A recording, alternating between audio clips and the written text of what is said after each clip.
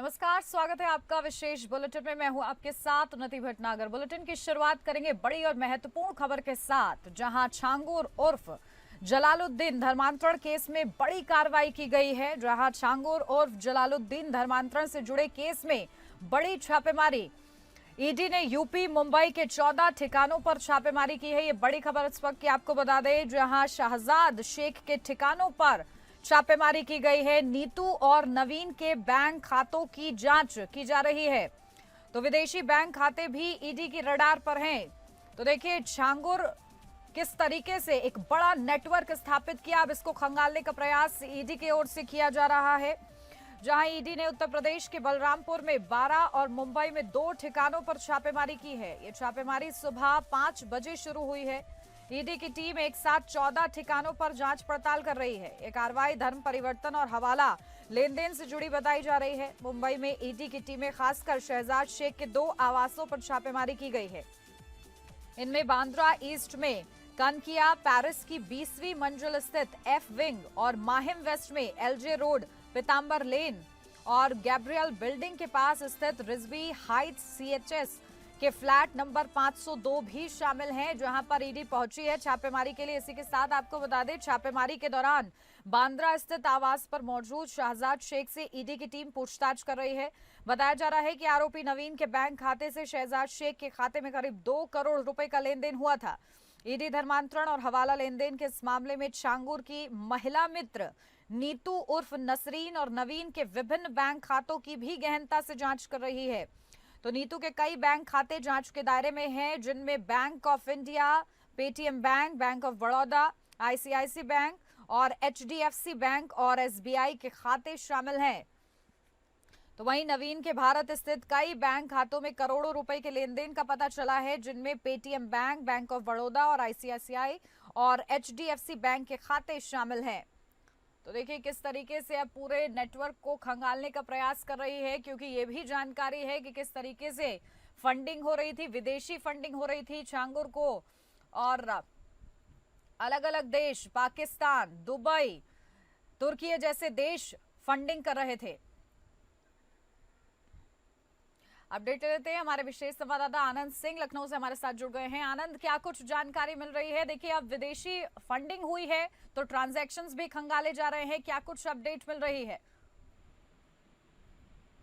बिल्कुल। देखिए, जिस दिन से छांगुर को गिरफ्तार किया गया धर्मांतरण के मामले में, और जिस दिन से ये पता चला है कि धर्मांतरण का जो खेल था, जो वारंट बनता था, उसमें जो पैसे की फंडिंग हुई थी, वो विदेशों से भी पैसा आया था, तमाम देशों से पैसा आया था। इसके बाद से ही जो जांच एजेंसियां हैं ईडी, वो इसमें सक्रिय हो गई थी। ईडी ने पूछताछ भी की थी और इसी कड़ी में ईडी ने आज 14 जगह पर छापेमारी की है, जिसमें 12 जगह बलरामपुर में है, जो छांगुर यानी जलालुद्दीन धर्मांतरण का जो सरगना था, का जो मुख्य अड्डा था, मुख्य जिला था, जहाँ पर वो रहता था, वहाँ पर 12 जगहों पर छापेमारी है। तो 2 जगह मुंबई में खबर आ रही है कि छापेमारी हो रही है।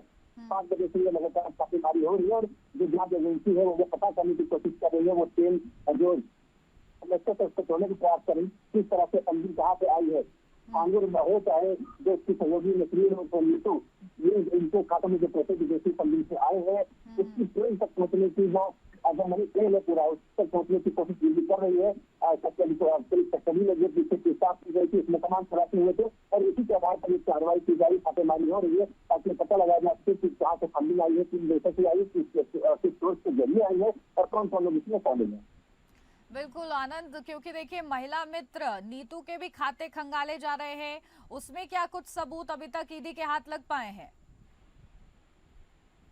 देखिए, ये बिल्कुल जो नसरीन जिसका जिक्र कर रही है, वो छांगुर की राइट हैंड है और आप कह सकते हैं कि जो राजदार सबसे बड़ा अगर कोई राजदार है तो वो जो महिला ही है। तो ऐसे में ना सिर्फ छांगुर जो जलालुद्दीन, उसके ठिकानों पर छापेमारी लगातार जारी है, बल्कि नसरीन, क्योंकि दोनों के खातों में जो विदेशी फंडिंग के पैसे आ रहे थे, इनको पता था कहाँ से पैसे आ रहे हैं। तो जाहिर सी बात है, जब इनसे पूछताछ की है, उसके बाद ईडी लगातार अपनी कार्रवाई कर रही है और जो लोगों को ये देखने को मिलेगा कि जो मनी ट्रेन है, तो पूरा सोर्स कहाँ से पैसा चला है, किस सोर्स से होती है, कहाँ यहाँ तक आया है, सारी जानकारी उपलब्ध हो जाएगी।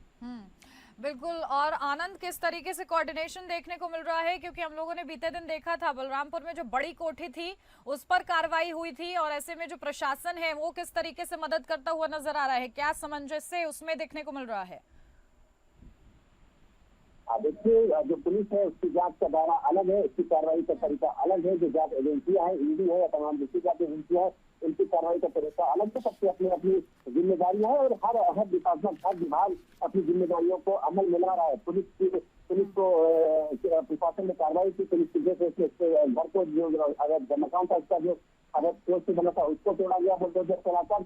ईडी का काम है कि वो ये पता लगाए कि जो विदेशी फंडिंग हुई है वो कहाँ से हुई है। ईडी उस काम में लगी हुई है। तो आप ऐसा सकती है, पुलिस होता है, ईडी होता है, शासन प्रशासन हो, हर एजेंसी जिसकी जिम्मेदारी है उसको वो भली बात निभा रहा है। ठीक है आनंद, नजर बना के रखिएगा। बहुत शुक्रिया आपका तमाम महत्वपूर्ण अपडेट के लिए। तो देखिए किस तरीके से ये बड़ा पूरा मामला सामने आया है। छांगुर उर्फ जलालुद्दीन एक बड़ा नेटवर्क खड़ा किया, धर्मांतरण का एक बड़ा खेल। और छांगुर के दरबार में यही सुना जाता था कि धर्मांतरण कराओ, ये सेवा होती है, और इसी सिद्धांत को छांगुर मानता था। और इसी के बलबूते पर देखिए एक बड़ा नेटवर्क खड़ा कर लिया था। पुलिस प्रशासन के भी कई ऐसे लोग सामने आए हैं जो कि कहीं ना कहीं मदद करते हुए नजर आए हैं। उन पर भी योगी सरकार ने कार्रवाई की है। अपडेट ले लेते हैं, हमारे संवाददाता जगजीत सोनी, माफ कीजिएगा सर्वजीत, हमारे संवाददाता जुड़ गए हैं मुंबई से। सीधा उनका रुख करते हैं। सर्वजीत, क्या कुछ जानकारी मिल रही है? मुंबई में भी छापेमारी हुई है, सोचिए नेटवर्क कहां तक पहुंचा हुआ था, क्या कुछ वहां से अपडेट?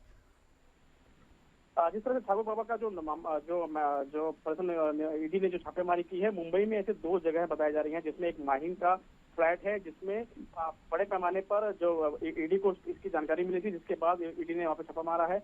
उत्तर प्रदेश से लेकर मुंबई तक जो तार जुड़े हुए हैं, इसकी पूरी मामले की जो ईडी जांच कर रही है। और माहिम वेस्ट में भी जो कार्रवाई की गई है, वो बांद्रा ईस्ट में कनकिया पैलेस अपार्टमेंट है, वहाँ पर रिजवी हाउस है, वहाँ पर शहजाद शेख के घर पे छापेमारी की गई है। हालांकि इसके तार कितने इससे जुड़े हुए हैं और ठाकुर बाबा से कितने ताल्लुकात हैं इसके, और क्या क्या इसमें एविडेंस मिलते हैं, ईडी के छापेमारी के बाद पता चलेगा। लेकिन ईडी अभी पूरी तरह से अपना शिकंजा कसती नजर आ रही है। बिल्कुल। और मुंबई में करीब कितने बजे छापेमारी देखने को मिली सर्वजीत? जिस तरह से छापेमारी अभी भी जारी है ऐसा बताया जा रहा है। हालांकि छापेमारी की जो 2 जगह के जो छापेमारी है, ईडी की जो टीम है वो 2 अलग अलग स्थानों पर पहुंची है। हालांकि इसके बाद देखना है कि जो जिस स्थान में पहुंची है वहां से और भी अन्य जगह जाने की संभावना बताई जा रही है। लेकिन ईडी पूरी तरह से इस छापेमारी जो कर रही है, हालांकि अभी भी छापेमारी जो प्रक्रिया है वो शुरू है। ठीक है, नजर रखिएगा। बहुत शुक्रिया सर्वजीत आपका तमाम महत्वपूर्ण अपडेट के लिए। और इस बीच बढ़ते हैं आगे, रुक करते जम्मू कश्मीर से आ रही बड़ी खबर का, जहां अमरनाथ यात्रा को लेकर ये बड़ी खबर है। आज जम्मू और बालटाल से अमरनाथ यात्रा स्थगित हुई है। ये महत्वपूर्ण अपडेट आप तक पहुंचा दें। खराब मौसम, बारिश और भूस्खलन के कारण यात्रा स्थगित की गई है। तो ये बड़ी खबर जम्मू कश्मीर से अमरनाथ यात्रा को लेकर, जहां जम्मू और बालटाल से अमरनाथ यात्रा स्थगित हुई है। खराब मौसम के चलते ये फैसला लिया गया है। भूस्खलन के कारण यात्रा स्थगित की गई है। तो अब श्रद्धालु मौसम अनुकूल होने पर यहां से रवाना होंगे, बताया जा रहा है। इससे पहले 15 जत्थों को सफलतापूर्वक प्रशासन की ओर से रवाना किया गया है। पहलगाम और बालटाल दोनों बेस शिविरों से श्री अमरनाथ जी यात्रा आज के लिए स्थगित कर दी गई है। पिछले कुछ दिनों से लगातार हो रही बारिश के कारण रास्तों पर तत्काल मरम्मत और रखरखाव कार्य किए जाने की आवश्यकता है। इसलिए यह निर्णय लिया गया है कि आज दोनों बेस शिविरों से पवित्र गुफा की ओर किसी भी प्रकार की आवाजाही की अनुमति नहीं दी जाएगी। हालांकि पिछली रात पंचतरणी शिविर में रुके यात्रियों को सीमा सड़क संगठन और पर्वतीय बचाव दलों की पर्याप्त तैनाती के तहत बालटाल की ओर जाने की अनुमति दी जा रही है। तो देखिए, यात्रियों की सुरक्षा को ध्यान में रखते हुए और खराब मौसम को देखते हुए आज के लिए यात्रा स्थगित की गई है। अपडेट ले लेते हैं, हमारे संवाददाता शेख हमारे साथ जुड़ गए हैं। शेख, क्या कुछ जानकारी मिल रही है? अमरनाथ यात्रा को आज के लिए स्थगित किया गया है, क्या सिचुएशन फिलहाल अभी वहां पर?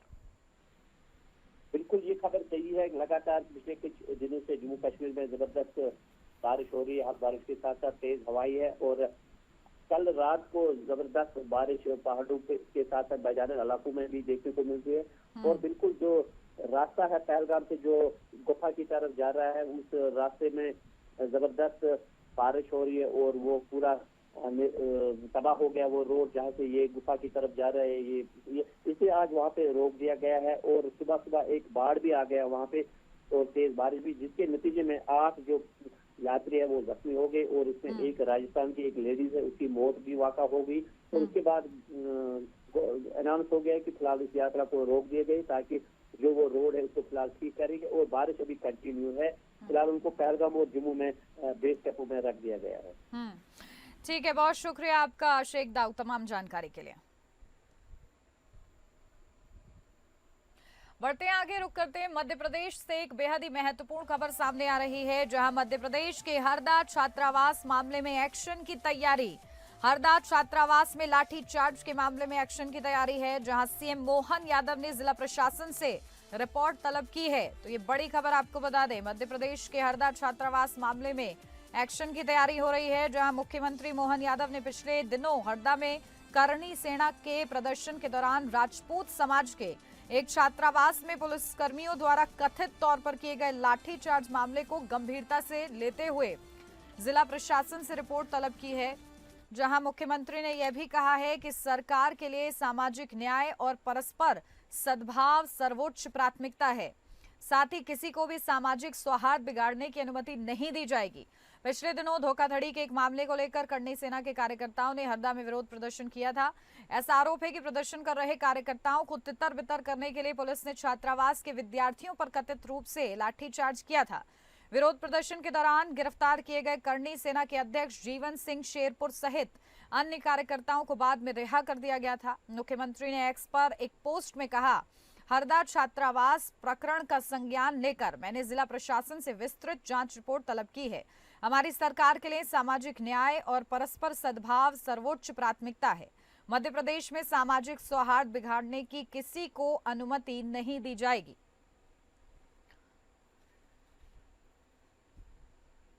अपडेट ले लेते हैं, हमारे संवाददाता संतोष सिंह हमारे साथ जुड़ गए हैं। संतोष, क्या कुछ जानकारी मिल रही है? मुख्यमंत्री की ओर से क्या कुछ निर्देश हैं कार्रवाई के लिए?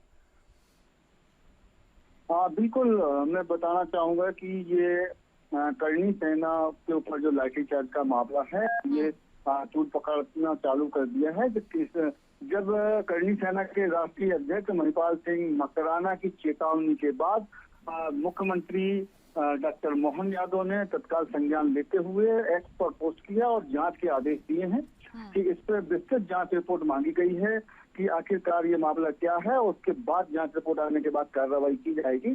दरअसल आरोप है कि हॉस्टल राजपूत हॉस्टल में लाठीचार्ज का ये मामला है और अब जांच के आदेश मुख्यमंत्री डॉक्टर मोहन यादव ने दिए हैं। अब देखने वाली बात होगी कि रिपोर्ट आने के बाद क्या कार्रवाई होती है। बिल्कुल, और देखिए किस तरीके से सौहार्द बना रहे, माहौल ना बिगड़े, इसके भी निर्देश जारी किए गए हैं मुख्यमंत्री की तरफ से।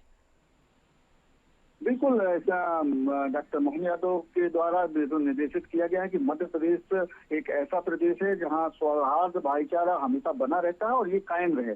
इसी को मद्देनजर देखते हुए डॉक्टर मोहन यादव ने तत्काल संज्ञान लेते हुए कल एक्स पर लगभग 3:30 बजे पोस्ट किया, क्योंकि वो विदेश में थे। आते से ही इस मामले को संज्ञान में लेते हुए और तत्काल प्रभाव से जांच के आदेश दिए। ठीक है, बहुत शुक्रिया संतोष आपका तमाम जानकारी के लिए।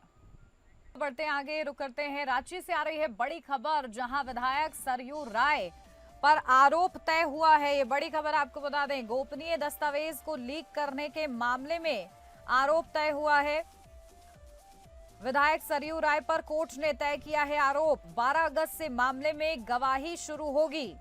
तो ये बड़ी खबर आपको बता रहे हैं, विधायक सरयू राय पर आरोप तय हो गया है। गोपनीय दस्तावेज को लीक करने का ये पूरा मामला है, जिसमें अब उन पर आरोप तय हो गया है। 12 अगस्त में मामले में गवाही शुरू होगी, लेकिन उससे पहले विधायक सरयू राय पर कोर्ट ने आरोप तय कर दिया है। तो देखिए, जो गोपनीय दस्तावेज होते हैं उसको लीक करने का आरोप है, यानी कि उसका किसी तरीके से उसका मिसयूज करने का आरोप है, और इसी आरोप के चलते उन पर आरोप तय किया गया है कोर्ट की ओर से।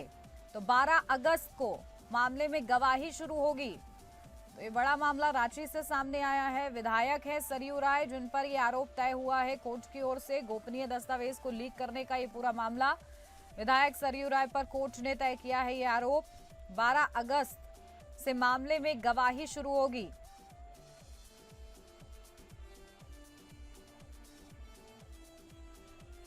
तो देखिए बड़ी खबर आपको बता रहे हैं, विधायक सरयू राय पर कोर्ट ने आरोप तय किया है और गोपनीय दस्तावेजों को लीक करने का उन पर आरोप है। बड़ा ये पूरा मामला सुर्खियों में रहा और देखिए अब इस पूरे मामले में कोर्ट की तरफ से आरोप तय कर दिया गया है।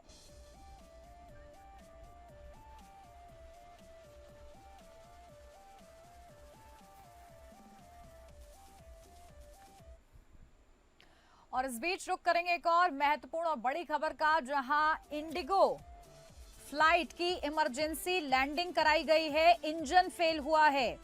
तो ये बड़ी खराबी सामने आई है, जहां एक इंजन फेल, फ्लाइट की मुंबई में इमरजेंसी लैंडिंग, दिल्ली से गोवा जा रही फ्लाइट की मुंबई में इमरजेंसी लैंडिंग कराई गई है। पूरा मामला विस्तार से आपको बता देती हूँ। दिल्ली से गोवा जा रही इंडिगो की एक फ्लाइट को बुधवार रात एक इंजन फेल होने के कारण मुंबई के छत्रपति शिवाजी महाराज इंटरनेशनल एयरपोर्ट पर इमरजेंसी लैंडिंग करानी पड़ी। सूत्रों के अनुसार फ्लाइट के उड़ान भरने के बाद ही पायलट ने रात करीब 9:25 पर हवाई यातायात नियंत्रण एटीसी को आपातकालीन स्थिति की सूचना दी थी। इसके बाद विमान की रात करीब 9:42 पर सुरक्षित लैंडिंग कराई गई। विमान की सुरक्षित लैंडिंग के बाद सभी यात्रियों को सुरक्षित बाहर निकाल लिया गया है। सूत्रों के अनुसार दिल्ली से गोवा के लिए उड़ान भरने वाली इंडिगो की फ्लाइट 6E231 में उड़ान के दौरान तकनीकी खराबी आने के बाद इमरजेंसी लैंडिंग करानी पड़ी है। तो देखिए एक इंजन फेल हुआ है और इसके बाद इमरजेंसी लैंडिंग कराई गई है। राहत की बात ये रही है कि यात्रियों को असुविधा नहीं हुई है, सुरक्षित हैं, सुरक्षा को पहले ही प्राथमिकता दी गई है और इसी के मद्देनजर इमरजेंसी लैंडिंग कराई गई है मुंबई में। अपडेट ले लेते हैं, हमारे संवाददाता सरबजीत सोनी हमारे साथ जुड़ गए हैं। सरबजीत, क्या कुछ जानकारी मिल रही है? एक इंजन फेल बताया जा रहा है जिसके बाद इमरजेंसी लैंडिंग हुई है, क्या इस संबंध में और अपडेट? जिस तरह से दिल्ली से गोवा जा रही इंडिगो फ्लाइट की कल बुधवार देर रात लैंडिंग कराई गई, इमरजेंसी लैंडिंग कराई गई, जिसमें पायलट की जो है इस पे पायलट की तकनीकी सहायता मांगने के बाद मुंबई छत्रपति एयरपोर्ट पर इसकी लैंडिंग कराई गई है। हालांकि 9:42 पर इसकी लैंडिंग पूरी होगी, जिसके बाद यात्रियों को बाहर निकाला गया। एक तरफ से सहायता मांगी गई, जिस तरफ से इमरजेंसी लैंडिंग कहीं ना कहीं एक बड़ी पायलट की होशियारी से ये बड़ी दुर्घटना टली है और जिस तरह से सभी यात्री अभी तक सुरक्षित है। और मुंबई में कल ये घटना हुई थी, जिसके बाद देर रात जो है इमरजेंसी लैंडिंग कराई गई थी। बिल्कुल, और यात्रियों की यात्रा का क्या हुआ है, इस संबंध में कोई जानकारी? जिस तरह से अभी ऐसा बताया जा रहा है कि यात्रियों को दूसरे फ्लाइट से गोवा के लिए भेजा गया है, लेकिन जिस फ्लाइट से तकनीकी खराबी थी उसकी अभी इंडिगो इसकी पूरी तरह से जो एयरपोर्ट विभाग है पूरी तरह से इस मामले की जांच कर रहा है। हालांकि जो यात्री है उन्हें सुरक्षित वहां से भेज दिया गया है दूसरे फ्लाइट से। बिल्कुल, कोई आधिकारिक प्रतिक्रिया सरबजीत इस पूरे मामले पर? जिस तरह से इंडिगो की तरफ से अब तक इसकी प्रक्रिया नहीं आई है, लेकिन मुंबई एयरपोर्ट की तरफ से जो है इसकी कोशिश की जा रही है संपर्क करने की, किस तरह से उनकी तरफ से कोई आगे की प्रक्रिया है, क्या मामला था और किस तरह से जो फ्लाइट की तकनीकी खराब होने के क्या उड़ान के पहले फ्लाइट का पूरा जो है चेकअप नहीं किया गया था। इस पूरे मामले की अभी तक जो है एयरपोर्ट विभाग से कोई जानकारी नहीं मिली है। फिलहाल अभी जानकारी किया जा रही है। ठीक है, बहुत शुक्रिया सरबजीत आपका तमाम जानकारी के लिए। तो देखिए बड़ा ये पूरा मामला, इंडिगो फ्लाइट का इंजन फेल हुआ, जिसके बाद गनीमत ये रही कि जो पायलट है उसने अपनी सूझबूझ दिखाई, एटीसी को तत्काल सूचना दी, जिसके बाद इमरजेंसी लैंडिंग मुंबई में कराई गई है।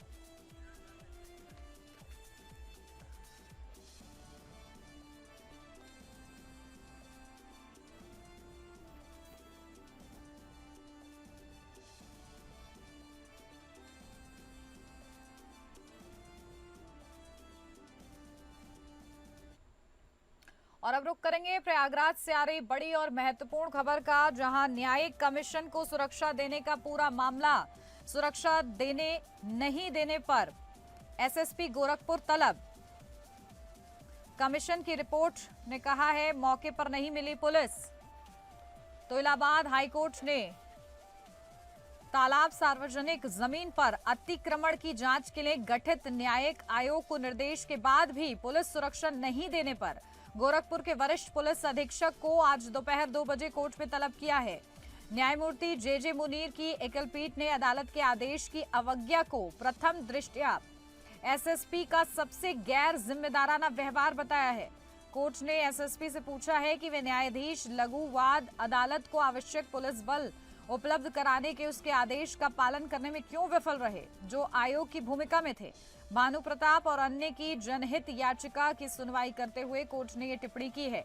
मामला ग्राम कटिया टप्पा हवेली तहसील खजनी में तालाब की भूमि पर कथित अतिक्रमण और अवैध निर्माण से संबंधित है। 22 मई 2025 को हाईकोर्ट ने न्यायाधीश लघुवाद न्यायालय गोरखपुर को भूमि सर्वेक्षण की 3 निश्चित बिंदु विधि और टोटल स्टेशन विधि दोनों का उपयोग कर भूखंड की ऑन साइट जांच करने के लिए आयोग बनाया है। आयुक्त को एक सर्वेक्षण अमीन, लोक निर्माण विभाग के तकनीकी विशेषज्ञ और एसएसपी द्वारा पर्याप्त संख्या में पुलिस बल उपलब्ध कराया जाना था ताकि आयोग का काम सुचारू रूप से चल सके। न्यायाधीश लघुवाद न्यायालय ने अपनी रिपोर्ट में कहा है कि उच्च न्यायालय के आदेश के बावजूद एसएसपी गोरखपुर ने पुलिस बल उपलब्ध नहीं कराया, जबकि आदेश की प्रति सीजीएम गोरखपुर के माध्यम से भेजी गई थी। अपडेट ले लेते हैं, हमारे संवाददाता आलोक सिंह हमारे साथ जुड़ गए हैं। आलोक, क्या कुछ जानकारी मिल रही है? देखिए, सुरक्षा नहीं दी गई है और इसको लेकर तलब भी किए गए हैं अधिकारी, क्या कुछ अपडेट? देखिए, एक तालाब के अतिक्रमण का मामला था, ग्राम सभा के उसके अतिक्रमण का मामला था, जिससे जुडिशियल कमेटी यानी कि न्यायिक आयोग गठन करके निर्देश दिए थे कि वो जाके जांच करेगा कि तालाब पे अतिक्रमण हुआ है कि नहीं हुआ है। इसके साथ ही यह भी एक आदेश दिया गया था कि एसएसपी गोरखपुर को जिम्मेदारी दी जाती है कि वो वहां जाकर इस बात पुलिस की पूरी व्यवस्था उस न्यायिक आयोग को देंगे, उनकी सुरक्षा में पुलिसकर्मी रहेंगे। लेकिन ऐसा नहीं हुआ। जो न्यायिक आयोग की टीम गई थी उसको पुलिस बल सुरक्षा के लिए नहीं दिया गया। इसको बेहद गंभीरता से इलाहाबाद हाईकोर्ट ने लिया है और एसएसपी गोरखपुर राज किरण नैयर को तलब कर लिया है और उनको आज बुलाया गया है और पूछा गया है कि अदालत के आदेश की अवमानना करने पर तो नहीं, उनके खिलाफ कंटेम्प्ट अवमानना का केस चलाया गया। तो आज इस मामले पर इलाहाबाद हाईकोर्ट में सुनवाई होगी। इसमें एसएसपी गोरखपुर को तलब किया गया है। जी ठीक है, बहुत शुक्रिया आलोक आपका तमाम जानकारी के लिए।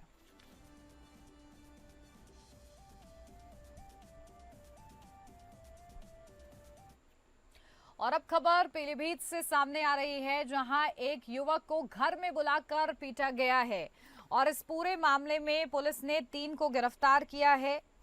जहां बताया जा रहा है कि पीलीभीत में हाफिज ने घर बुलाकर तालिबानी सजा दी है। कहासुनी के बाद घर बुलाकर पटे से की गई बेरहमी पिटाई।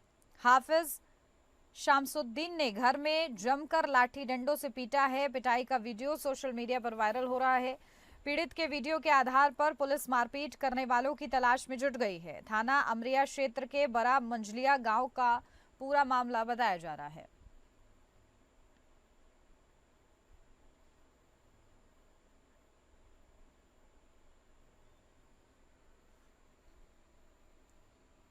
और अब खबर महोबा से है, जहां दोस्त ही दुश्मन बन बैठा है। पैसों के लालच में महज 250 रुपए के विवाद में दोस्त दुश्मन बना है। धारदार हथियार से हमला कर युवक की नाक काट दी है।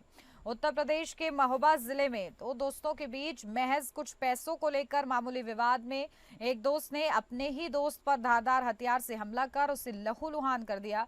उधार के पैसे मांगने से आक्रोशित हुए युवक ने दोस्त पर धारदार हथियार से हमला कर उसकी नाक ही काट दी। आनन फानन में घायल युवक को इलाज के लिए अस्पताल में भर्ती कराया गया। फिलहाल पुलिस ने तहरीर के आधार पर नामजद आरोपी के खिलाफ सुसंगत धाराओं में मुकदमा दर्ज कर आरोपी की तलाश शुरू कर दी है। दरअसल मामला थाना अजनर क्षेत्र के ग्राम खिरिया कला गांव का है, जहां के रहने वाले देवेंद्र यादव पर उसके ही दोस्त मुकुल उर्फ विष्णु अहिरवार ने उधारी के पैसे वापस मांगने से आक्रोशित होकर धारदार हथियार से जानलेवा हमला कर लहूलुहान कर दिया।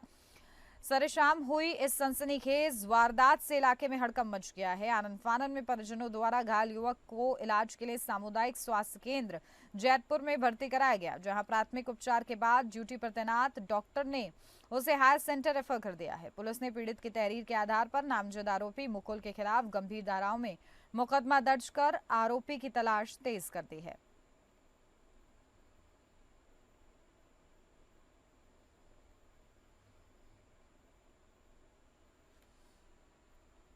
और अब खबर बागपत से है, जहां पुलिस और बदमाश के बीच मुठभेड़ होती है और इस दौरान बदमाश पुलिस के हत्थे चढ़ जाता है। बागपत थाना सिंघावली अहीर थाना पुलिस ने मुठभेड़ के दौरान 25,000 रुपए के इनामी अभियुक्त को गिरफ्तार किया है।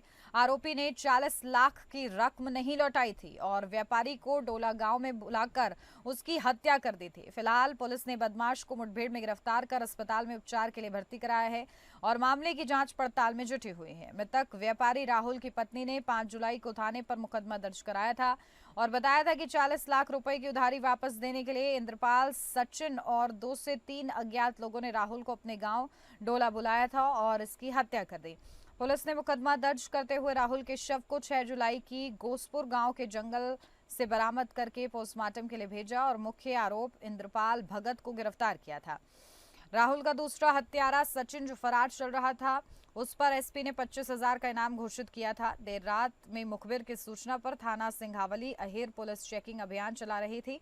तभी सचिन पुलिस को देखकर भागने लगा और पुलिस की गोली लगने से घायल हो गया और उसे गिरफ्तार करते हुए पुलिस ने उसे अस्पताल में भर्ती कराया है।